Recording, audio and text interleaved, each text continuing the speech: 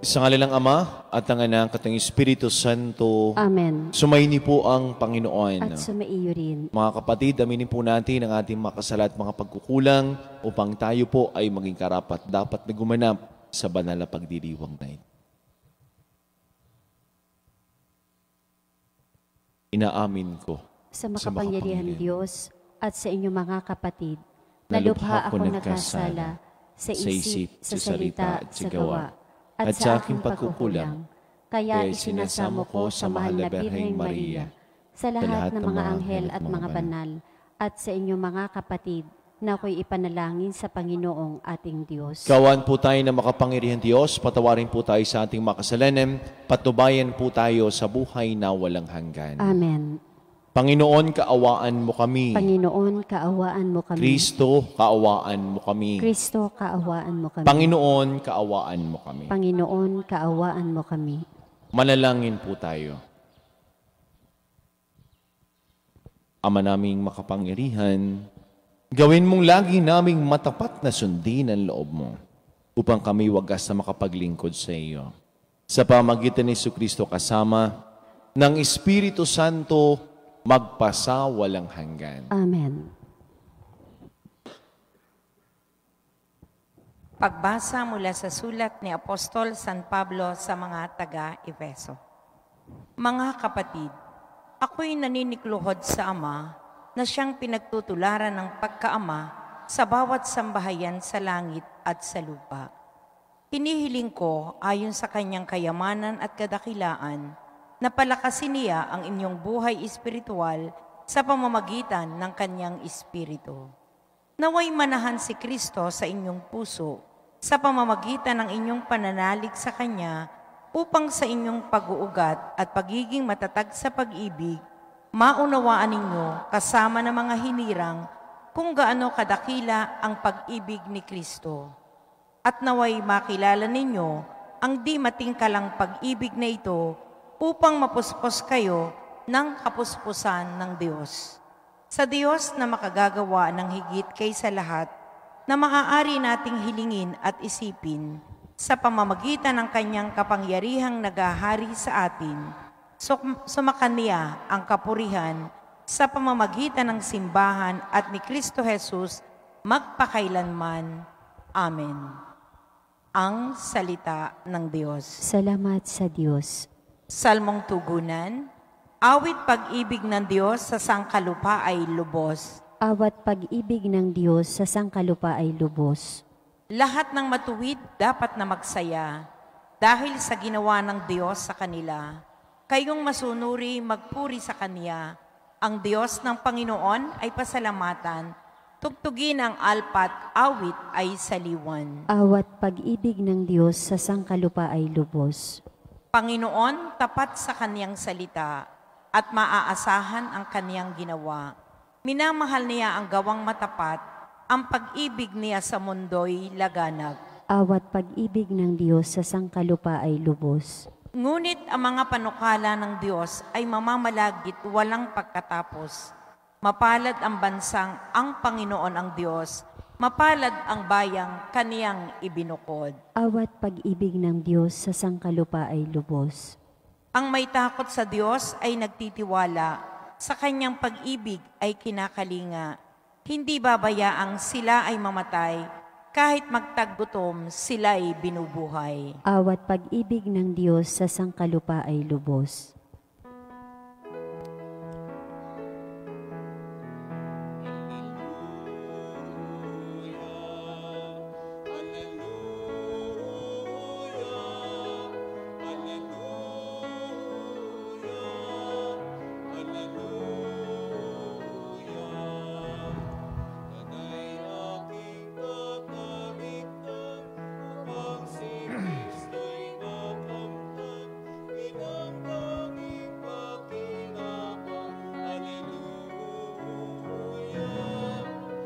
Hallelujah. Hallelujah. Hallelujah.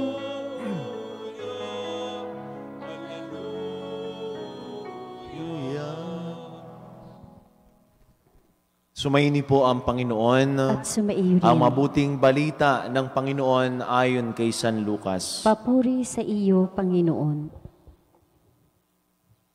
Noong panahon ngayon, sinabi ni Jesus sa kanyang mga alagad, "Naparito ako upang magdala ng apoy sa lupa at sana'y napagningas na ito." May isang binyag pa na dapat kong tanggapin at nababagabag ako hanggat hindi natutupad ito. Akala ba ninyo, pumarito ako upang magdala ng kapayapaan sa lupa? Sinasabi ko sa inyo, hindi kapayapaan kung hindi pagkakabahabahagi. Mula ngayon, ang 5 katao sa isang sambahayan ay mababahagi. 3 laban sa 2 at 2 laban sa 3. Maglalaban-laban ng ama at ang anak na lalaki, ang ina at ang anak na babae. At gayon din, ang biyanang babae at manugang na babae. Mga kapatid, ang mabuting balita ng ating kaligtasan. Pinupuri ka namin, Panginoong Heso Kristo. Magandang umaga po sa ating lahat. Magbati po ng happy birthday sa mga may birthdays ngayong araw na ito. Sa mga nagdiriwang po ng kanilang wedding anniversary, congratulations po. Kapag sinabi ho nating apoy, anong pumapasok sa ating isip? Ba't iba ho siguro? Siyempre, pag apoy, mainit. At ang iba nasa isip, pag apoy, sunog. Ba't iba ho ang kahulugan ng apoy? At sa lumang tipan, pag sinabi hong fire, apoy, ito ho ay nangangahulugan ng cleansing and purifying. Paglilinis. Di ho ba't bago ka makakam up ng isang ginto, inainitan sa mainit na mainit para kuminang. At sa iba naman ho, ay binibigyan ng negatibong interpretasyon, pamahiin. At may nabasa ho ako, ang sabi ay, kapag nanaginip daw ng apoy, ay may mag-aaway daw sa mag-anak. Nasa ka mag-anak, ewan ko kung tunay ito. At para daw hindi mag-away, ay kukontrahin. Ano ang pangontra? Maglalagay daw ho ng seaweed doon ho sa ibabaw ng apoy. Yan, pwede nyo nang gawit. Lagi naman yata ho kayo nag-aaway. Ay baka maubos ang seaweed. At yung iba naman, ang sabi ay, huwag ka daw dudura sa apoy. Dura ay magdudulot ng kabalasan. At sa England naman daw ho, kapag daw ho yung bahay ay nasunog, hindi mo na pwedeng pagtayuan ng panibagong bahay doon sa lugar na iyon. At ang dulot nito ay kamalasan. Iba't iba ho ng pananaw. Iba't iba ho ng pagtingin.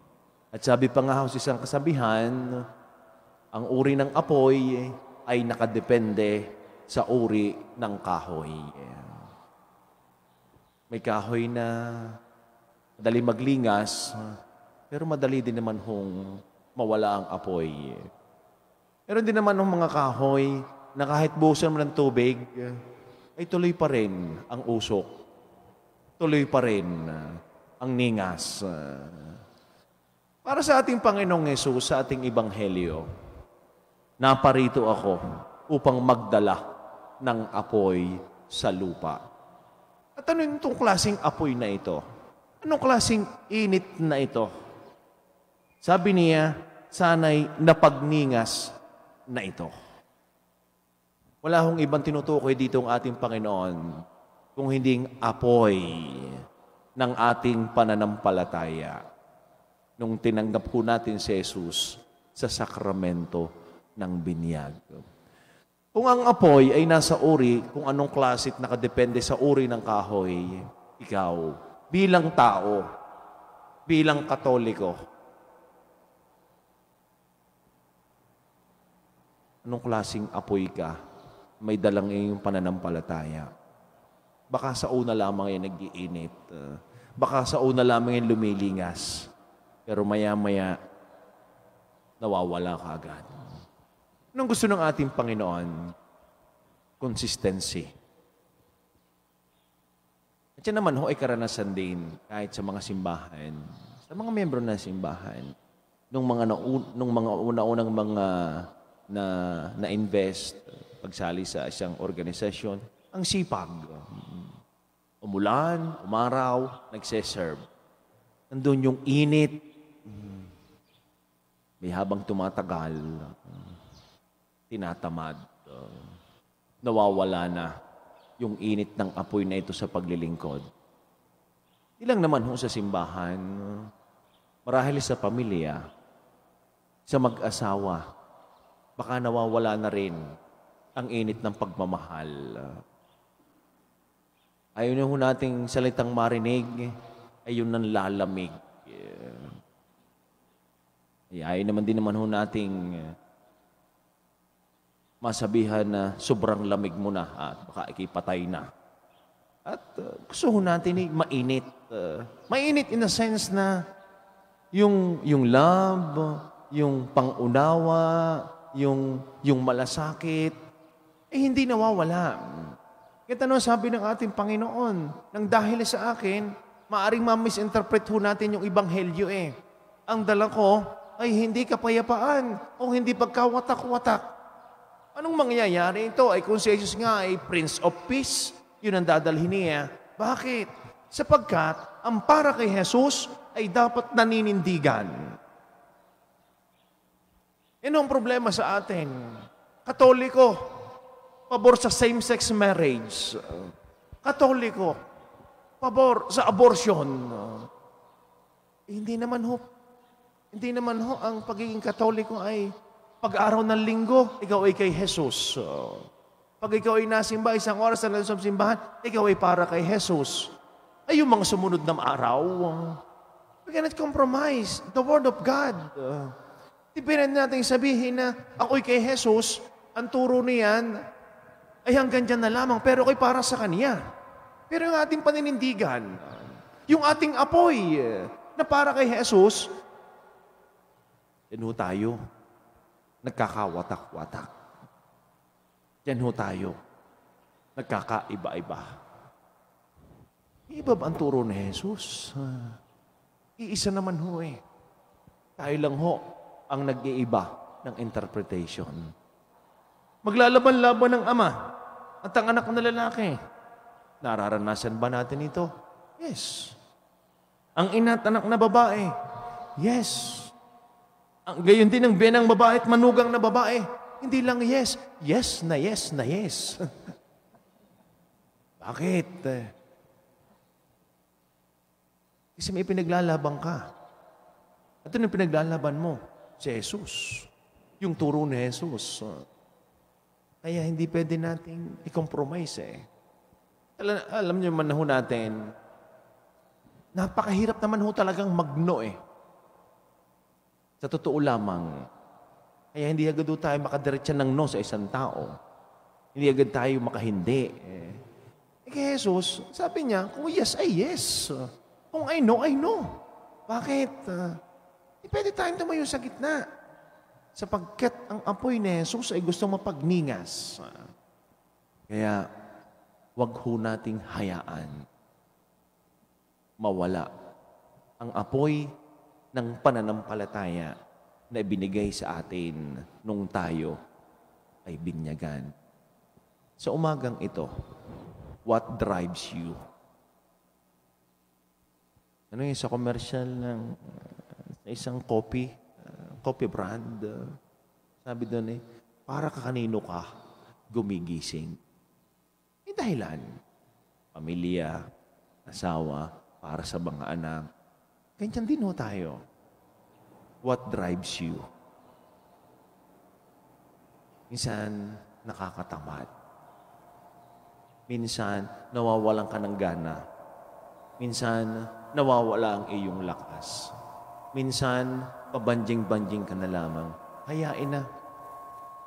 Sana ho, ang ating pananampalataya na ibinigay sa atin, kung hindi man ho, totaling mawala, sana naman ho, kung yan may kaunti pang natitira, pagningasin uli natin. Minsan paandap-andap tayo. Kaya nga tanong ako ang tawag sa mga ina ng tahanan, ilaw ng tahanan, sa asawa, tagapundi ng ilaw. Hindi ako, joke lang. Ay, ang apoy na handog ni Jesus ay apoy ng kapayapaan kung tayo ay para sa Kanya. Maaaring dumating sa ating mga pagsubok at mga suliranin. Subalit bunga ng ating buong pagtitiwala sa kalooban ng Diyos Ama. Patuloy tayong nananalig na hindi siya magkukulang sa kaniyang pangako. Ang ating pong tugon, gawin mong karapat-dapat ang aming buhay sa iyo, O Panginoon. Gawin mong karapat-dapat ang aming buhay sa iyo, O Panginoon.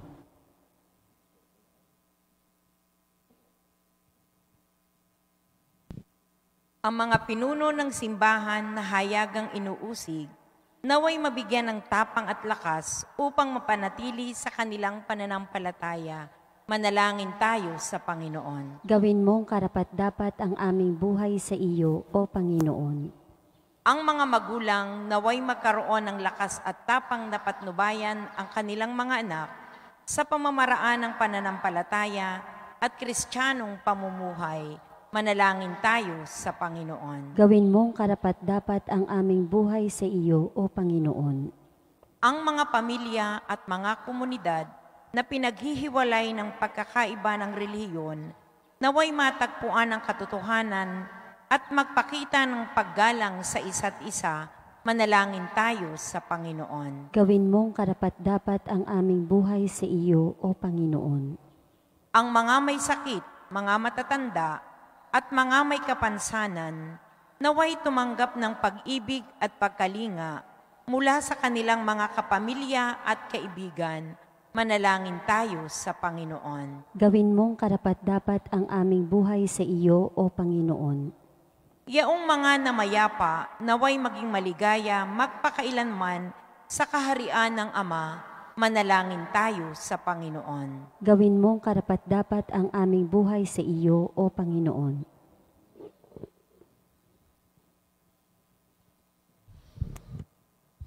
Ama naming Diyos, ipinadala mo ngayon ako pang tulungan kami sa aming mga paghihirap.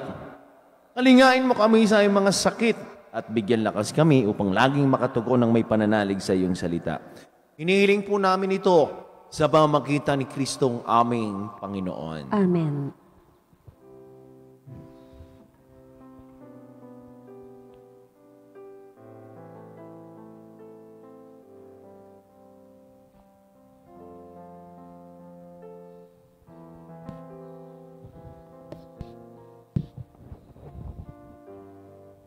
Kapuri-puri ka, Diyos sa malamig sa libutan mula sa lupa't po ng paggawan tinapay na ito para maging pagkaing nagbibigay buhay. Kapuri-puri ang poong may kapal, ngayon at kailanman.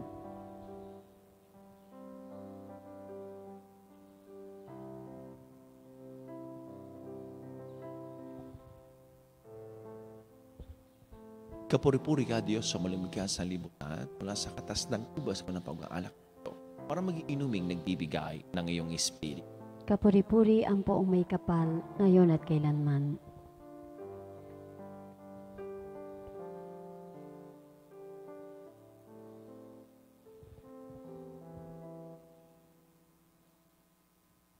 Manalangin po kayo mga kapatid upang ating paghain ay kalugdan ng Diyos amang makapangyarihan. Tanggapin nawa ng Panginoon itong paghahain sa iyong mga kamay, sa kapurihan niya at karangalan, sa ating kapakinabangan at sa buong sambayanan niyang banal. Ama naming lumikha ay pagkalubong ikaw ay aming kusang mapaglingkuran, sa paghahain namin ng mga alay na iyong bigay, upang kami dalisay ng iyong pagmamahal, sa paglilingkod namin ang ginaganap ang banal na pagdiriwang sa pamagitan ng Jesucristo kasama ng Espiritu Santo magpasawalang hanggan. Amen.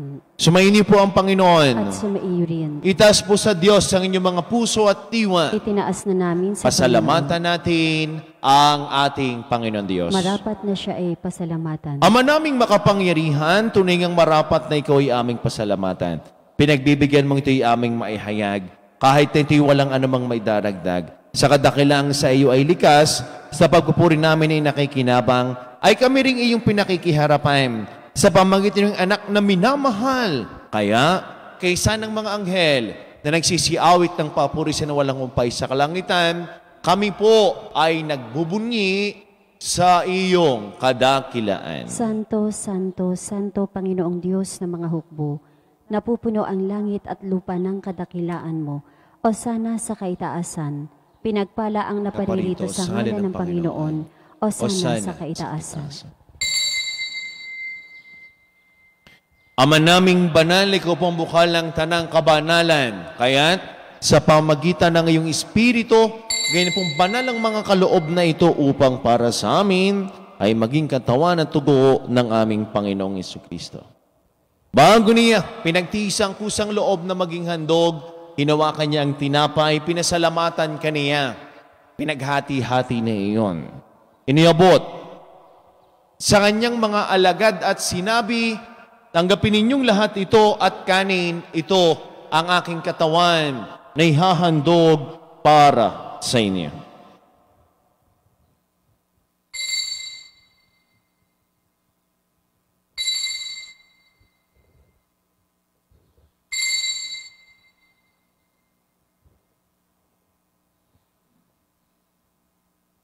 Gayon din naman, nung matapos ang hapunan, hinawakan niya ang kalis, muli kaniyang pinasalamatan. Inabuti ang kalis sa kaniyang mga alagad at sinabi, tanggapin ninyong lahat ito at inumin ito ang kalis ng aking dugo na bago't walang hanggang tipan. Ang aking dugo na ibubus para sa inyo at para sa lahat. Sa pagpapatawad ng mga kasalanan, gawin ninyo ito sa pag-alaala sa akin.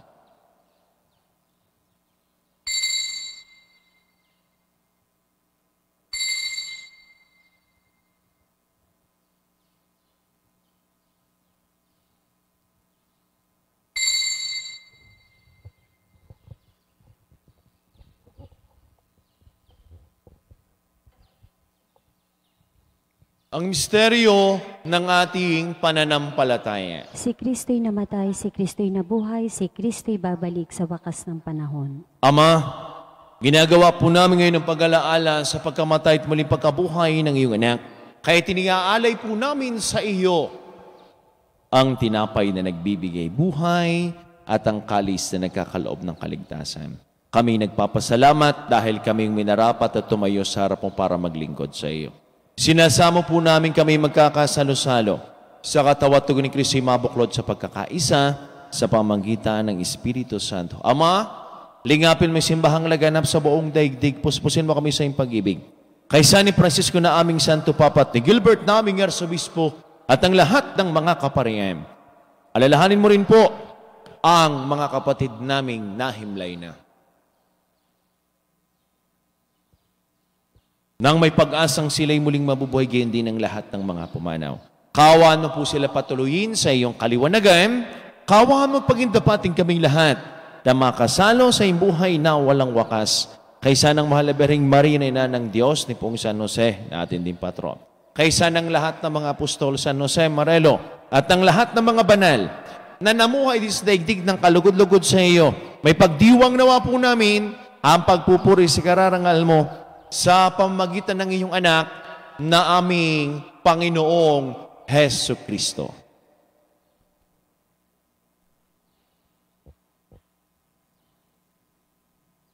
Sa pamamagitan ni Kristo, kasama niya at sa Kaniya, ang lahat ng parangal at papuri sa iyo, Diyos sa mga makapangyarihan, kasama ng Espiritu Santo, magpasawalang hanggan.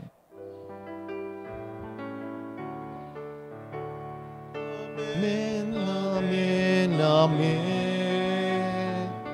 Amen. Amen, amen.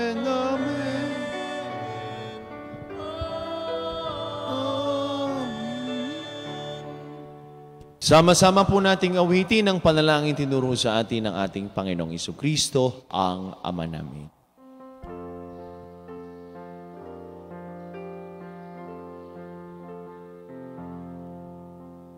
Ama namin, langit ka,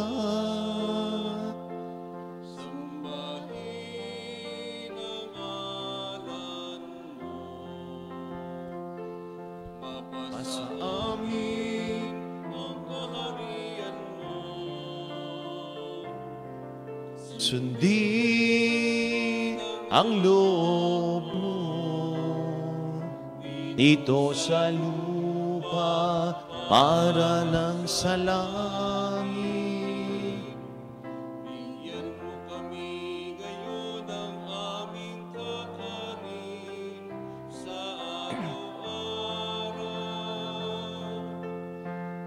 patawarin mo kami sa aming mga sala para na pagpapatawad namin sa nagkasala sa amin. At huwag mo kaming ipahintulot sa tukso. At diadiam mo kami sa lahat ng masama. Inihiling po namin kami adiyan sa lahat ng masama, pagkalooban po ng kapayapaan, araw-araw, ligtas sa kasalanan, at ilayo sa lahat ng kapahamakan. Samantalang aming pinananabikan ang dakilang araw ng pagpapahayag ng tagapagligtas naming si Hesu Kristo. Sapagkat iyo ang kaharian at ang kapangyarihan at ang kapurihan magpakailanman. Amen. Panginoong Jesucristo, sinabi mo sa iyong mga apostol, kapayapaan ang iniiwan ko sa inyo. Ang aking kapayapaan ang ibinibigay ko sa inyo, ngayon mong aming pananampalataya.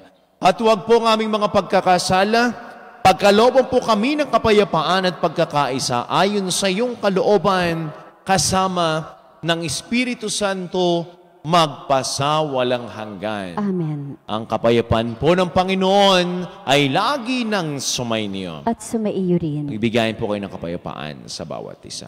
Peace be with you po. Kordero ng Diyos na nag-aalis ng mga kasalanan ng sanlibutan, maawa ka sa amin. Kordero ng Diyos na nag-aalis ng mga kasalanan ng sanlibutan, maawa ka sa amin. Kordero ng Diyos na nag-aalis ng mga kasalanan ng sanlibutan, ipagkaloob mo sa amin ang kapayapaan.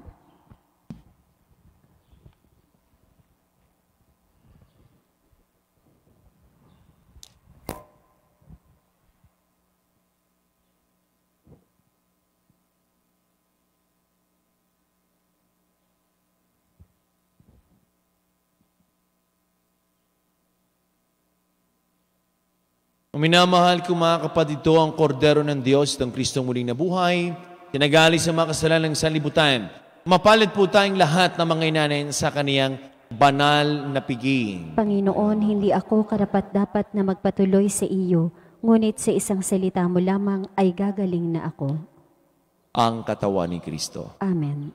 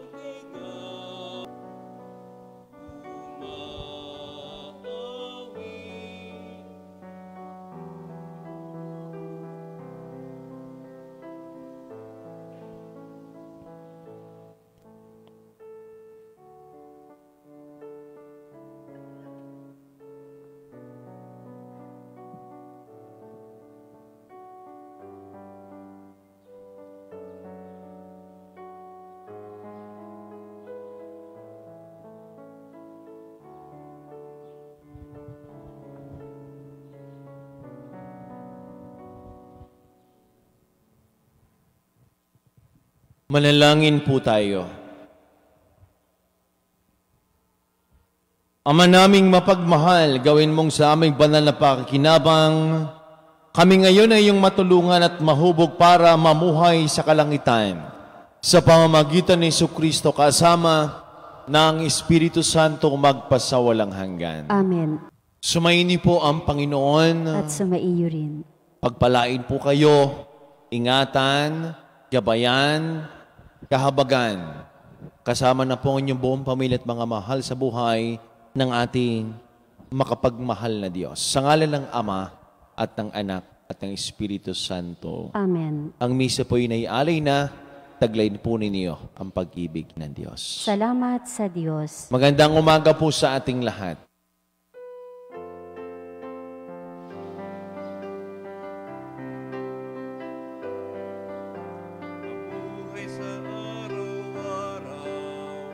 Na inaasam at tinutupad